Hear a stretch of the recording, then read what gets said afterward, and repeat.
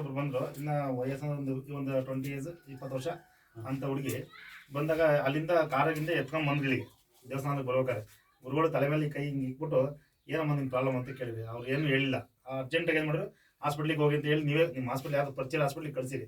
ತಿರ್ಗಾ ಅಲ್ಲಿಂದ ಬರುವಾಗ ಅಲ್ಲಿಂದ ನೀವು ಇಲ್ಲಿ ನಿಂತ್ಕೊಂಡು ಹೇಳಿರಿ, ಅಲ್ಲಿಂದ ಬರುವಾಗ ಸಿಗ್ನಲ್ ನಡ್ಕೊಂಡು ಅವಳು ಬರ್ತಾಳೆ ಬಿಡ್ರಿ ಅಂತ.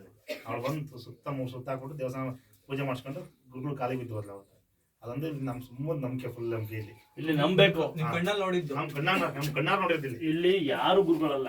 ನಾನಂತೂ ಯಾವತ್ತು ಗುರುಗಳು ಅಂತ ಯಾವ ಕ್ಷೇತ್ರಗಳು ಹೇಳಲ್ಲ, ಎಲ್ಲಿ ಹೇಳಲ್ಲ, ಯಾವ ಫಂಕ್ಷನ್ಗೂ ಬರಲ್ಲ ನಾವು ಗುರುಗಳು ಬೇಡ.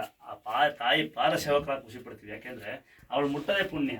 ಗುರುಗಳಾಗಿ ನಾನು ಬೇಕಾದ್ರೆ 2 ಒಡವೆ ಹಾಕೊಂಡು ಮುದ್ರಿನ ಗಡ್ಡ ಗಿಡ್ಡ ಬಿಡ್ಕೊಂಡು ನಾನು ಕುತ್ಕೊಳ್ಬೋದಿಲ್ಲ. ಆವಾಗ ಜನ ನಂಬಲ್ಲ, ನನಗೆ ಅತೃಪ್ತಿ ಕೊಡಲ್ಲ.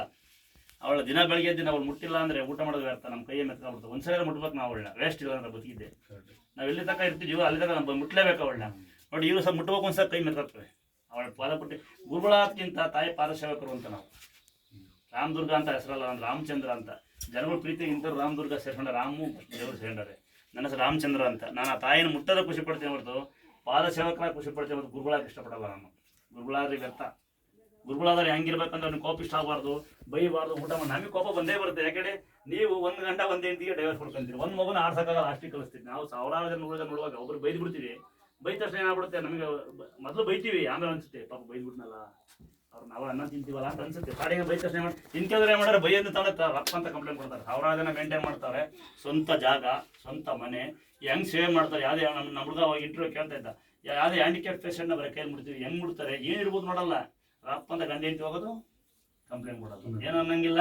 ನೀವೇನು ಮತ್ತೇನು ಗೊತ್ತಾ, ಕಂಪ್ಲೇಂಟ್ ಕೊಡೋಲ್ಲ. ಅವ್ರು ತಪ್ಪು ಮಾಡಿದ್ದೇನು ಹೇಳೋದೇ ಇಲ್ಲ. ಅವ್ರಲ್ಲಿ ಏನು ತಪ್ಪು ಮಾಡ್ತಾರೆ ಕ್ಷೇತ್ರದಲ್ಲಿ.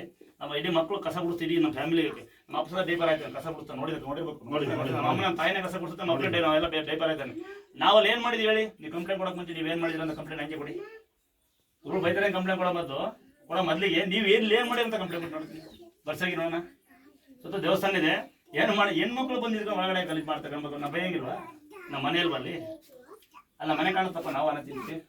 ನಾವು ಹೇಳೋದು ಇಷ್ಟೇ, ಕಂಪ್ಲೇಂಟ್ ಕೊಡಿ, ಪರವಾಗಿಲ್ಲ. ಕಂಪ್ಲೇಂಟ್ ಕೊಡೋ ಮುಂಚೆ ನೀವು ಏನು